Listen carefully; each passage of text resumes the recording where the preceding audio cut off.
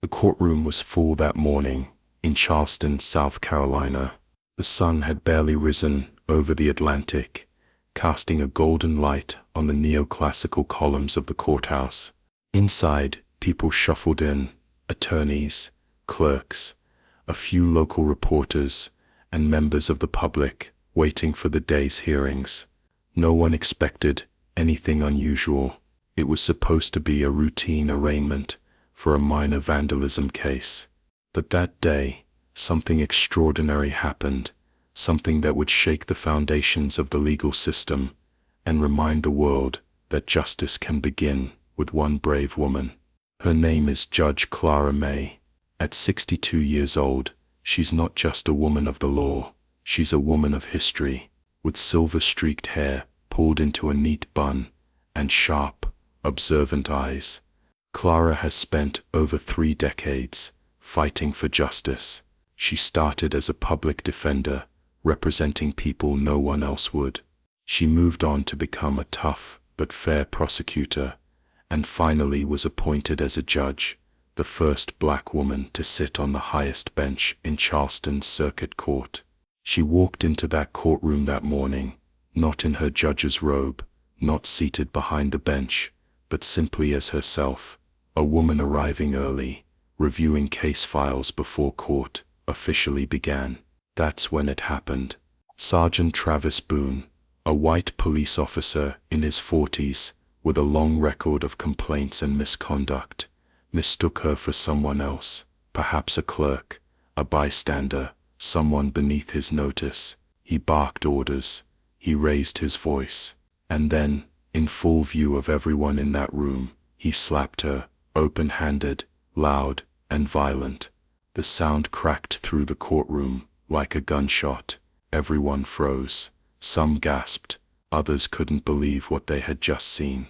But Judge Clara May didn't flinch. She didn't back down. Instead, she slowly turned her head, locked eyes with the officer, and in the calmest voice imaginable, asked a question that would change everything. "Is this how you treat officers of the court, Sergeant?" It took Boone several seconds to realize what had just happened. He had assaulted a sitting judge, and not just any judge, Clara May. As she calmly walked to the bench, donned her robe, and took her rightful place, the air in the room shifted. You could feel the weight of history pressing down. For the first time in his long and unchecked career, Boone was afraid. This was no longer a moment of simple disrespect. It was a turning point. For years Clara had read reports about Boone, complaints of excessive force, misconduct, abuse of power, all swept under the rug. He had friends in high places. He had protection. Until now.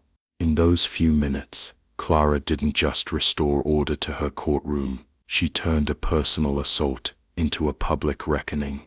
She called for formal charges, demanded a review of Boone's record, and ordered that the courtroom surveillance footage be preserved and entered into evidence. But more than that, she made a choice. She chose not to remain silent, even though she knew the risks. Clara understood what it meant for a black woman to confront a white police officer in a system that had too often favored the badge over the truth. She knew this wouldn't be easy, that there would be backlash, political pressure, personal threats, but she stood her ground, and in doing so she lit a match. That match would eventually expose a decades-old network of corruption, one that involved not just Boone, but other officers, attorneys, and even judges. It would uncover sealed files, missing evidence, and cases where justice had been quietly denied. Clara's quiet courage in that single moment didn't just call one man to account, it called out an entire system. Now, some may ask, why does this matter? What makes this story more than just another headline in a long line of courtroom dramas? Because it's about what we still believe in, especially for those of us who've lived long enough to remember when justice was something sacred, not political. It's about the kind of America we want to leave to our grandchildren.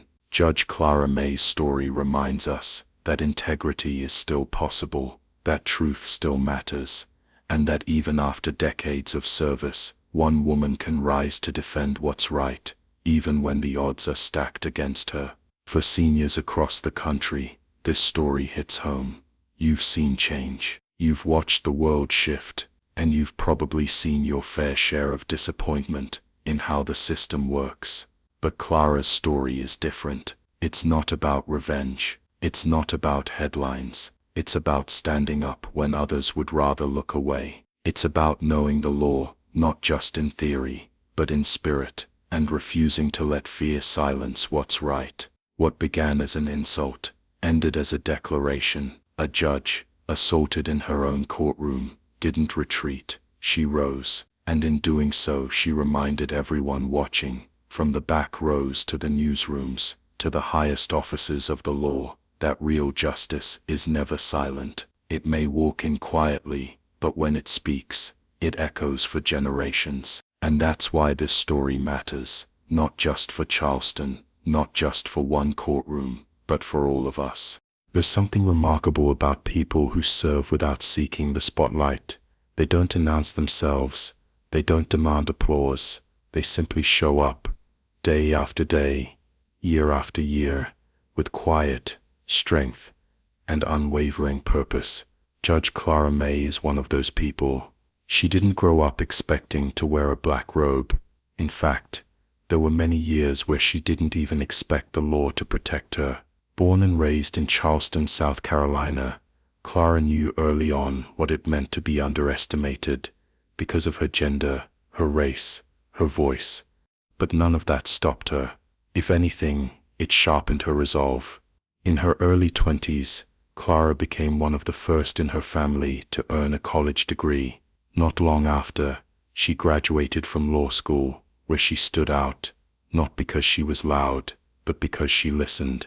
She was the kind of student professors remembered not for how many times she raised her hand, but for how deeply she thought before she did. Her first job out of law school was as a public defender. It wasn't glamorous, and it didn't pay much, but Clara believed in the work. She represented people who had no one else, many of them poor, many of them black, all of them scared. She walked into courtrooms where judges dismissed her, where prosecutors rolled their eyes, and where clients didn't always trust her. Still, she showed up. She read every file. She stayed late to review evidence. She held her head high, even when others looked down on her. Over time, people noticed, not because she demanded their respect, but because she earned it. In a system built to crush the underdog, Clara became their voice. After years in public defense, she shifted roles, becoming a prosecutor. Some questioned her decision.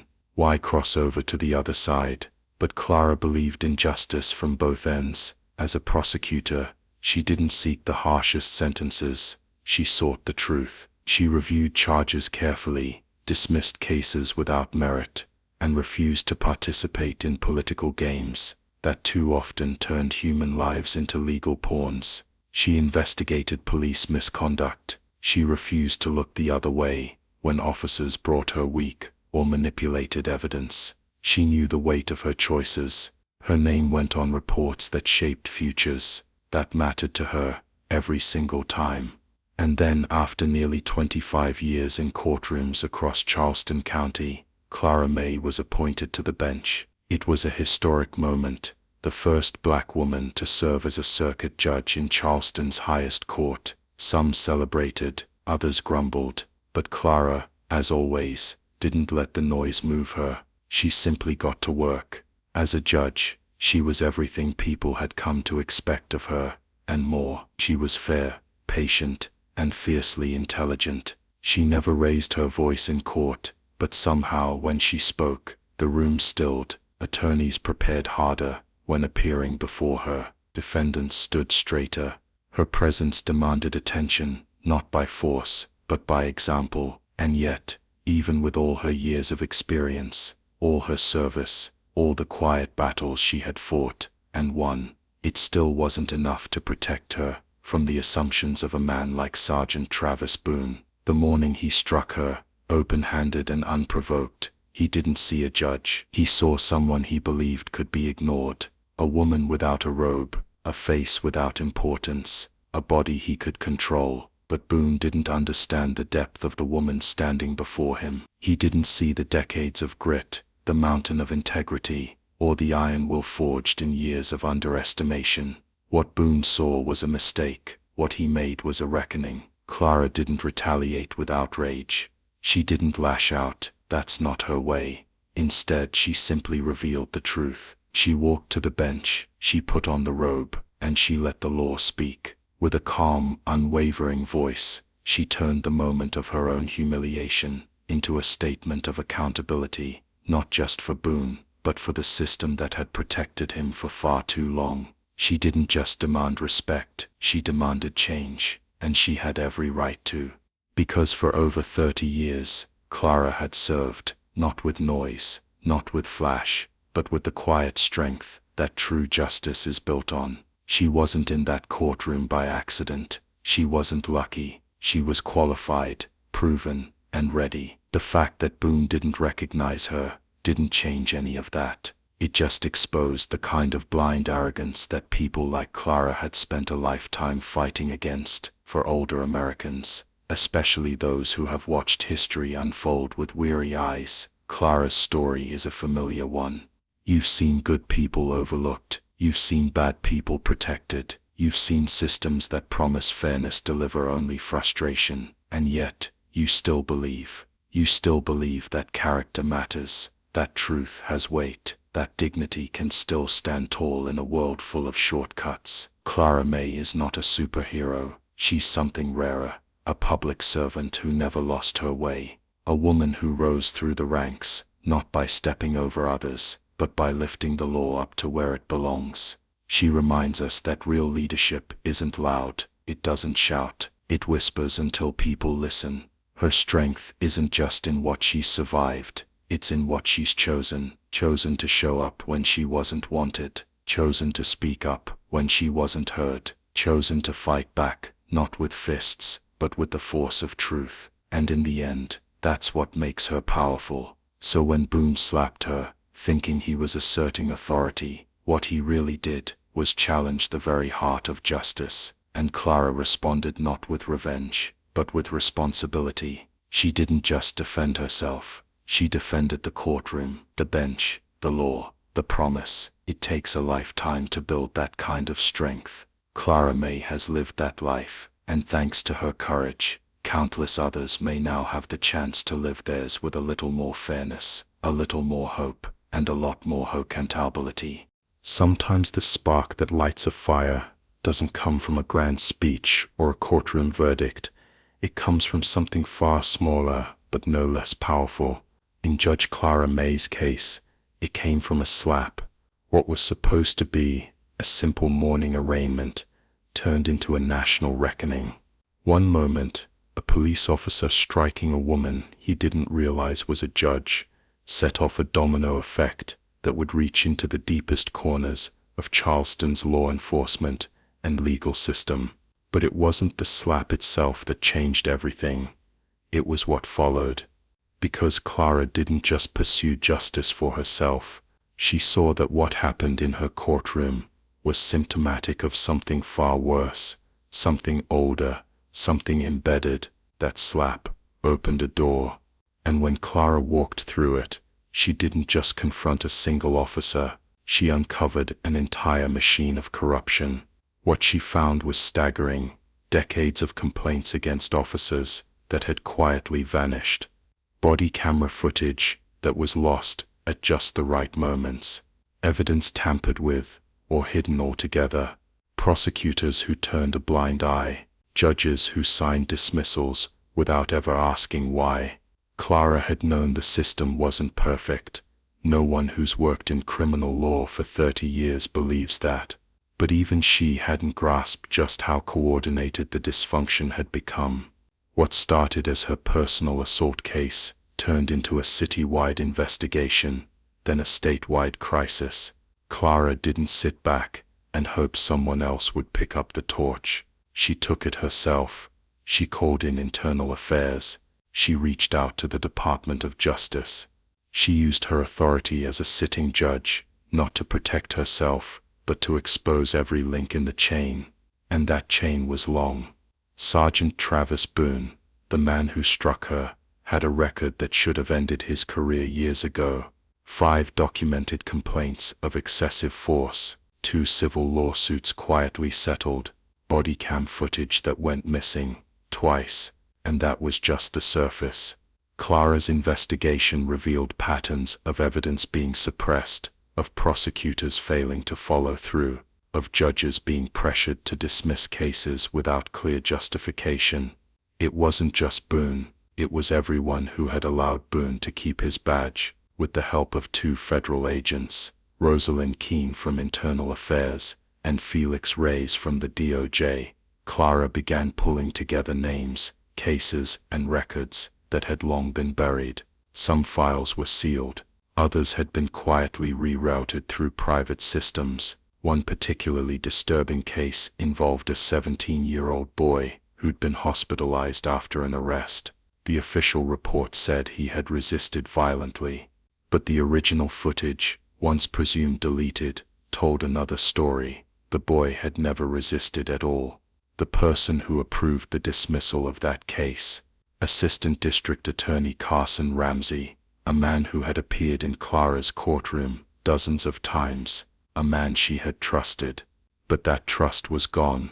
As more names surfaced, police supervisors, attorneys, and even sitting judges, Clara realized what she was really facing: a protected network, a system that didn't just ignore corruption, it fed on it. People weren't just failing to stop injustice, they were actively participating in it. And what made it all the more painful was this: some of the people Clara uncovered weren't strangers, they were colleagues, mentors, friends, men who had smiled at her in court, women who had shaken her hand at bar association dinners. Now she saw their signatures on fraudulent documents.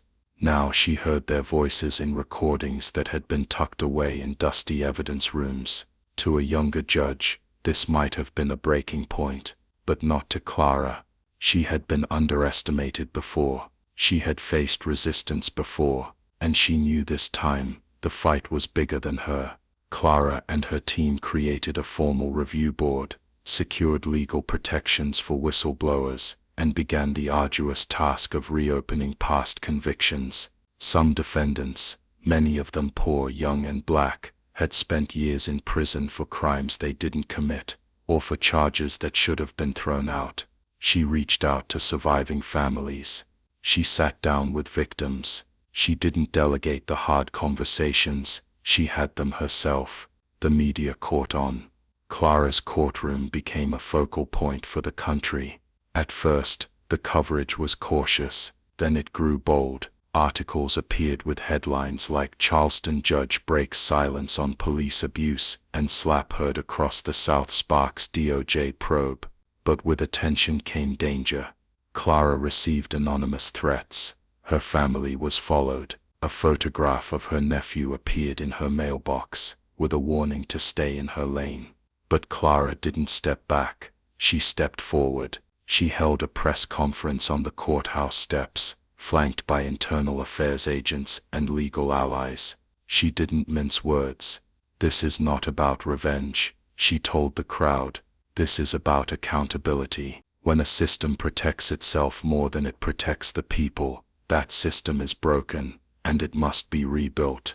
The next day, multiple resignations hit local headlines. Ramsey stepped down, 2 police captains were removed, and Clara wasn't finished. She filed motions to freeze over 140 convictions tied to Boone or other compromised officers. She requested that all of those cases be reopened and re-examined under independent review. Senior citizens watching from home, many of whom had seen the justice system evolve over decades, wrote letters to her chambers. Some sent prayers, others shared their own stories of abuse or discrimination from years past. Clara had become a symbol, not just of legal reform, but of moral leadership, and she never forgot the cost. "This isn't just about fixing a courtroom," she told one interviewer. "It's about restoring the public's faith. People need to believe the law works, not just when it's easy, But when it's hard,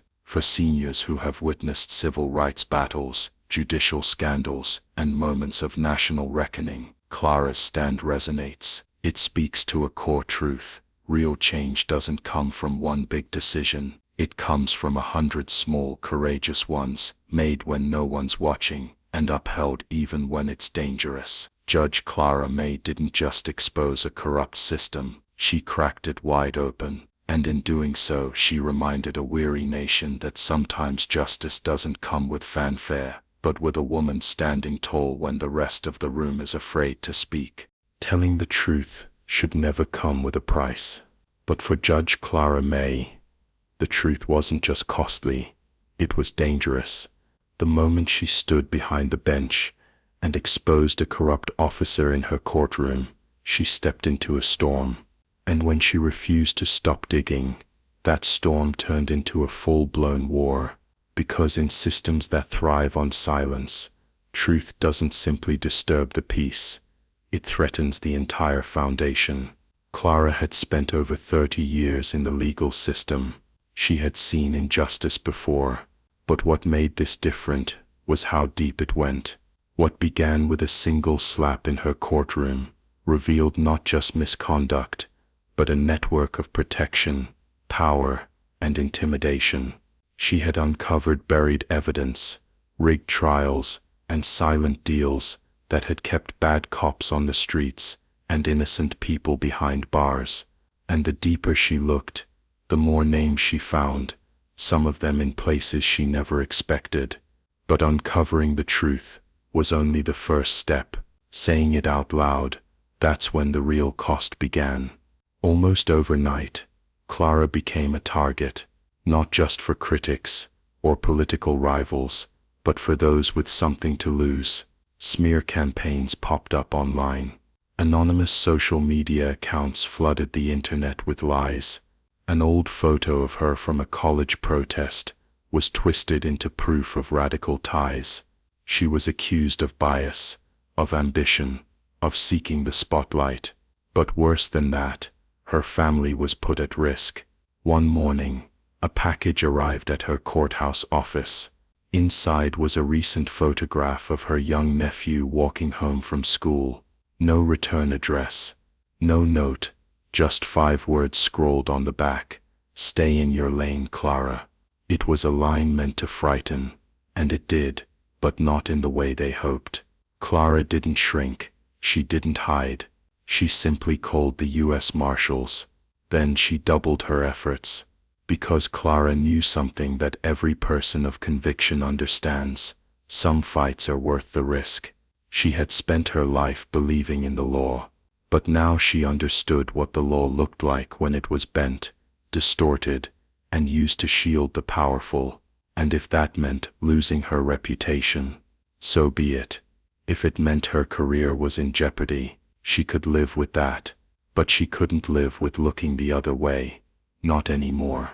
With the help of federal agents, Clara took her investigation public. She held a press conference on the courthouse steps.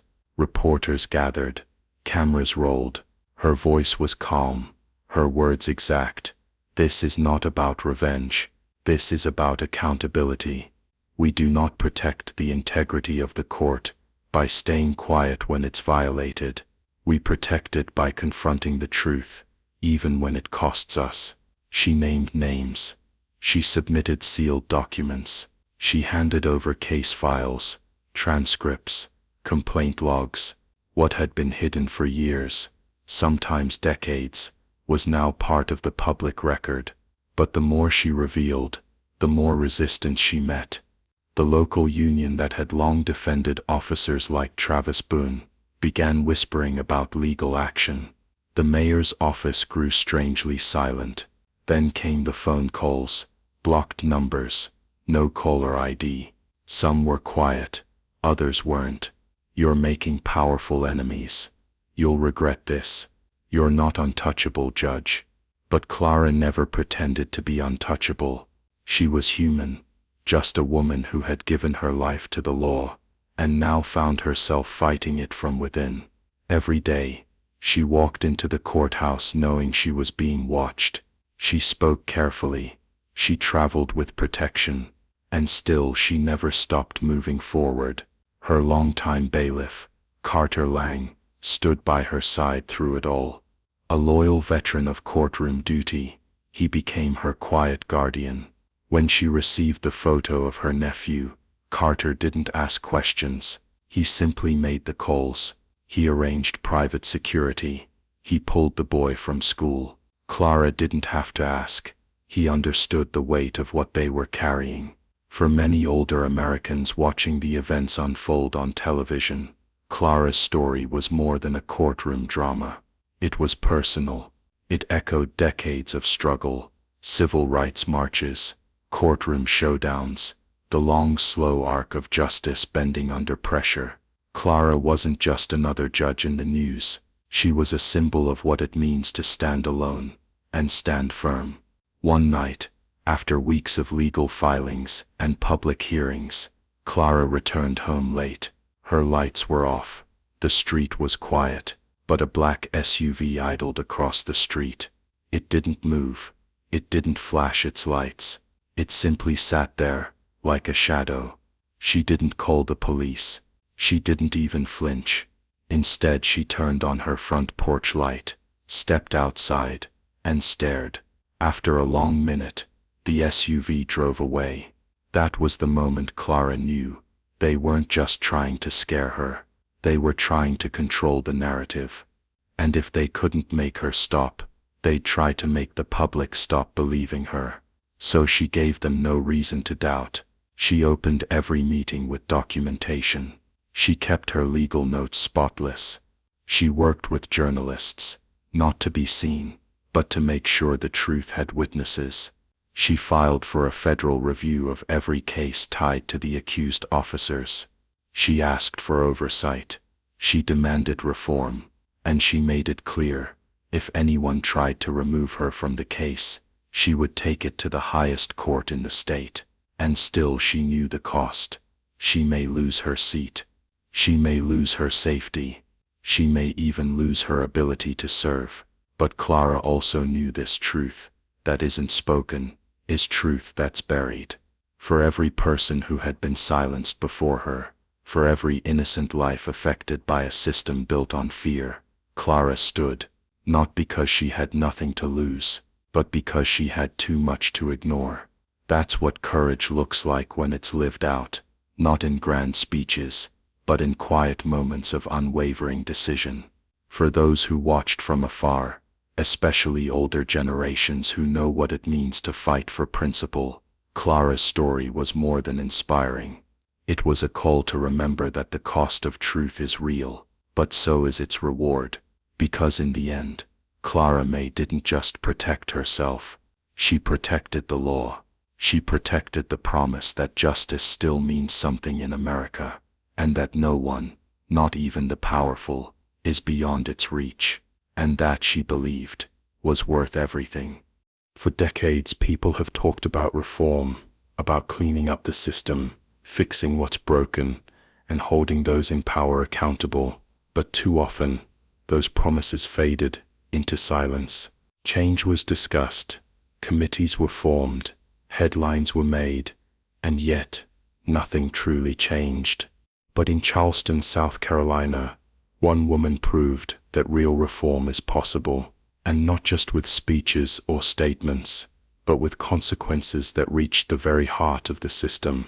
Her name is Judge Clara May, and thanks to her courage and relentless pursuit of justice, a city that had quietly protected corruption for years was forced to face the truth. It began with a slap. A police officer, Sergeant Travis Boone, struck Clara in open court, not realizing she was the presiding judge. That moment of violence, fueled by arrogance and assumption, set off a chain reaction that would change Charleston forever. Clara didn't just press charges, she used the law the way it was meant to be used, not as a shield for the powerful, but as a sword for the truth. She requested formal investigations, she secured courtroom footage, and she demanded that Boone's entire record, and every case he touched, be reviewed. What investigators found was staggering. Over a dozen misconduct complaints had been filed against Boone in the past 7 years. None had led to discipline. Some had vanished altogether. Many of those cases involved young black men and low-income defendants, people with no voice, no resources, and no reason to believe the system would protect them. But this time, they had Clara. With her support, a joint task force of federal agents, internal affairs officers, and Department of Justice officials began digging deeper. And what they uncovered wasn't just misconduct, it was systemic failure. Prosecutors who looked the other way, judges who dismissed key evidence, a police department that protected its own, even at the expense of public trust. It was a quiet network of complicity that operated behind closed doors for years, until Clara opened the door and let in the light. Thanks to her efforts, Sergeant Boone was arrested and convicted on multiple felony charges, including assault, obstruction of justice, and witness intimidation. Over 140 past convictions involving Boone and his associates were placed under formal review. Many of those cases had relied on questionable testimony, missing evidence, or coercive plea deals. Prosecutors like ADA Carson Ramsey were exposed for repeatedly declining to prosecute misconduct, even when evidence was strong. Ramsey resigned in disgrace and now faces criminal charges. Judges like Benjamin Howcraftoft, once Clara's mentor, were suspended pending investigation into their role in enabling cover-ups, and most significantly, the entire Charleston Police Department was placed under federal oversight, a move not seen in South Carolina in decades. This wasn't symbolic, it wasn't political, it was real accountability. For many Americans, especially older generations, who've seen decades of broken promises, this story is a powerful reminder. The system doesn't change because of noise. It changes because of people who refuse to be silent. Clara May didn't seek the spotlight. She didn't want headlines. But when the moment came, she stood alone, and she stood firm. She faced threats. She endured a smear campaign. She even had her family's safety jeopardized. But she didn't flinch. She understood what was at stake. Because justice at its core isn't just about rules and procedures. It's about trust. It's about believing that the law protects everyone equally, not just the rich, not just the powerful, not just those who wear the badge or the robe. And when that trust is broken, it doesn't heal on its own. It takes work. It takes courage. It takes consequences. What Clara helped build in Charleston wasn't just a response to a bad cop. It was a reckoning, a forced reflection on what had been allowed to fester for far too long. And it proved something powerful. When good people step up, the system has no choice but to listen. Now Charleston is rebuilding. New leadership is being appointed. Training protocols are being overhauled. An independent review board has been created to handle officer complaints, and every officer's body camera footage is now automatically reviewed. No more missing tapes, no more excuses. For the first time in a long time, people in Charleston, especially those in communities that have long been marginalized, feel seen. That's the power of consequence. And yet, Clara knew her time had come. After the investigations were launched, the indictments unsealed, and the system set on a new course, she made a choice. She stepped down, not because she was tired, not because she was forced out, but because she believed the work of rebuilding had to be done by fresh hands and clear eyes. She gave up her seat on the bench, but not her voice. In her final public address, she said something that still echoes. I lit a fire. It is not for me to stand in its glow. It is for others to carry the light forward. Her words were a reminder that reform isn't a destination, it's a process. And once the first stone is turned over, others must be willing to keep digging. For older Americans watching her journey, Clara's stand was a reflection of their own battles, the times they raised their voices, fought for their values, and held the line when no one else would. She wasn't a hero, she was a servant of truth, and that made her unforgettable. As the dust settled and Charleston began to heal, her legacy was already taking root, not in statues or plaques, but in a culture of accountability, in courtrooms where fairness matters again, and in the lives of people who no longer have to fear silence from the bench. Because of Clara May, Charleston has a chance to become something better, and across the country, her story serves as a message. Real reform is possible, but only when good people refuse to stay silent. There comes a time in every long journey when the traveler must pass the torch, not because they're weary, not because the fight is over, but because the path forward needs new feet, fresh energy, and a different kind of strength. That's exactly what Judge Clara May understood. She didn't resign because she was broken. She didn't walk away because she lost. In fact, Clara stepped down at the height of her influence, not in defeat, but in purpose. She left the bench not as a retreat, but as a powerful statement that the systems we fix must be carried forward by many hands, not just one. For over 30 years, Clara served the law with quiet dignity. She defended the poor. She prosecuted with fairness. She judged with clarity. And when the moment of truth arrived, when she was slapped in her own courtroom by an officer who didn't recognize her authority, she stood, not just for herself, but for the very soul of justice. But her story was never about revenge. It wasn't about getting even or taking down those who wronged her. Clara's mission was always bigger than that.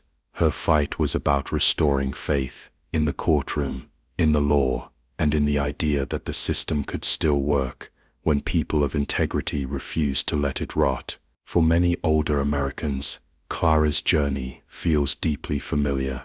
You've seen decades of change. You've marched, voted, prayed, hoped, and at times despaired. You've watched powerful figures fall, only to see others rise in their place. You've seen promises made, and too often, broken. But Clara May reminds us that some promises are still worth keeping. She didn't bend under pressure. She didn't retreat when the threats came. She didn't flinch when her family was targeted, her reputation smeared, and her legacy challenged. Instead, she leaned into the storm with grace. Not loud, not flashy, just steady, grounded. She fought not because she believed she would win every battle, but because she believed in the battle itself, in the idea that justice matters, even when it's hard, even when it's lonely, and even when it comes at a cost. And when the walls of corruption began to crack, when indictments were unsealed, when police departments came under review, when bad actors were exposed and real reform began, Clara didn't stay to bask in the spotlight. She didn't cling to her seat. She chose to step aside, clearing the way for the next generation of justice seekers. That choice, more than anything, defined her legacy. Because too often, power clings. It holds on, long past its usefulness. It fears irrelevance. But Clara understood that the true measure of leadership is not in how long you hold your position. It's in what you leave behind. She left behind a system under review, a police department under federal oversight, over 140 convictions reopened for scrutiny.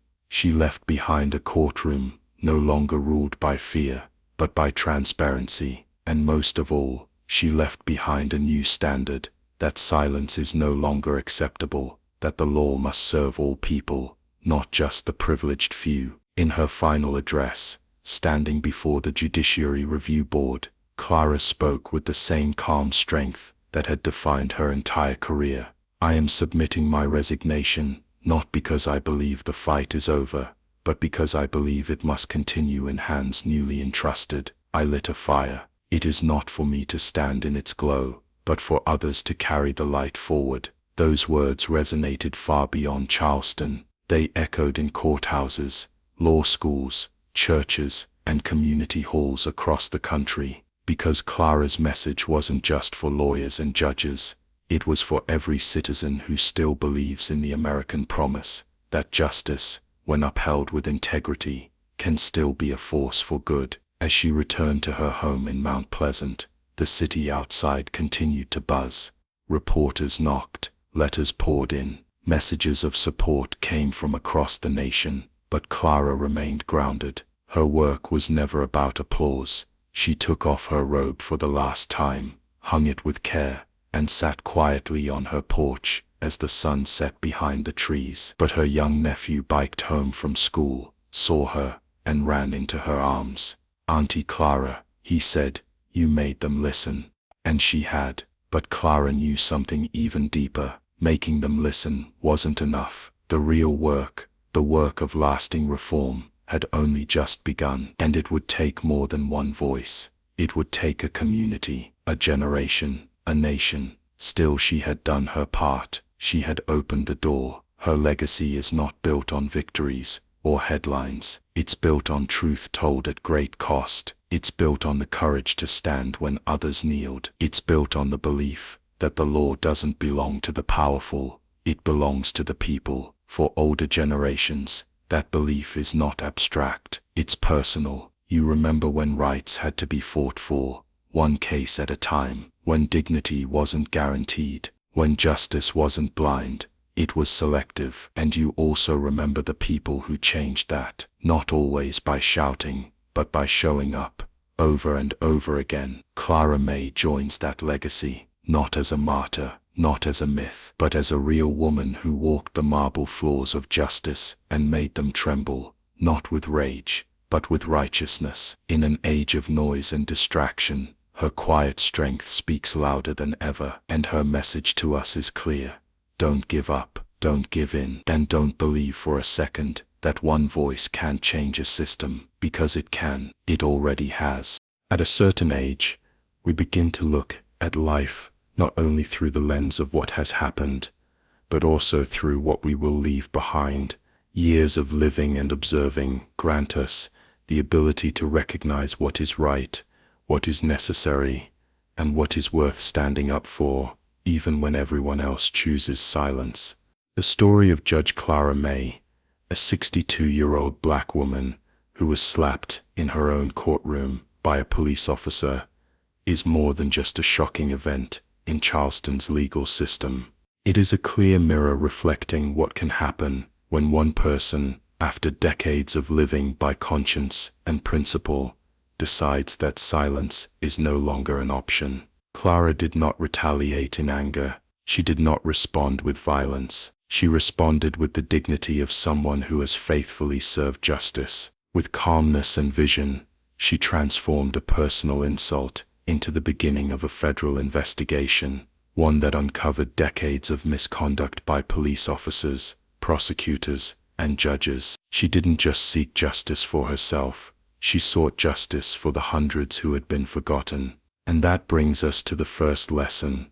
One person can change the system if they dare to stand for the truth. At an age when many people have chosen to rest, Clara began the most important battle of her life. She didn't do it for recognition or career advancement. She did it because she understood that responsibility doesn't end with age.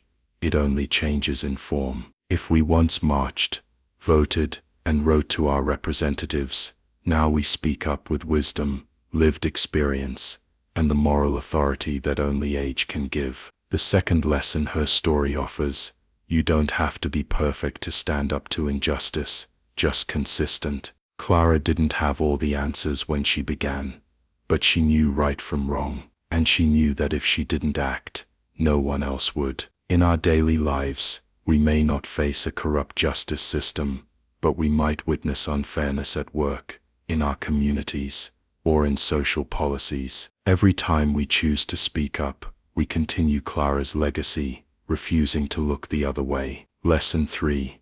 Justice is not about punishment.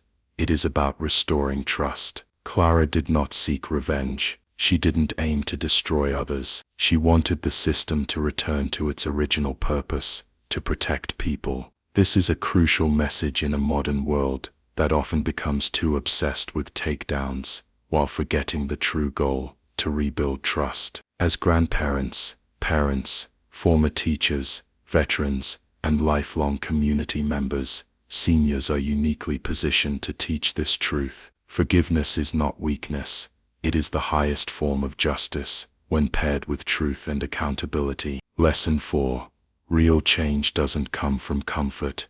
It comes from courage, and it often comes with a heavy price. Clara was threatened. Her name was slandered. Her family was followed. Her reputation was dragged into political games. But she did not back down. For older generations, this is a powerful reminder. Every major struggle for civil rights, women's rights, against war, has required sacrifice. The values we pass down to our children and grandchildren today were built on the blood, sweat, and tears of those who came before. And finally, the most profound lesson: the greatest legacy of a life well lived is not what we accumulate, but what we leave behind. Clara didn't cling to her judgeship to enjoy her victory. She stepped aside to make room for the next generation. She handed over the torch she had carried with strength for so long. For senior readers, this moment strikes a deeply emotional chord, because we know that no one lives forever,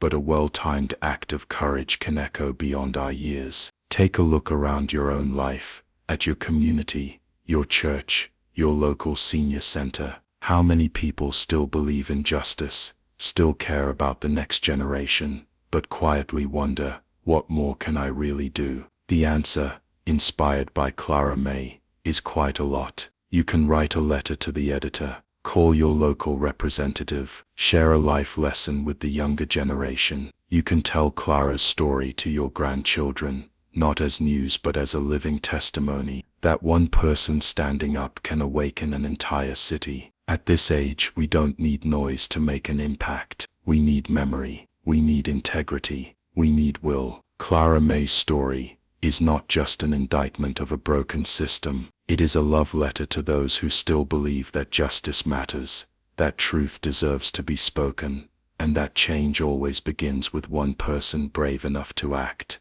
at any age.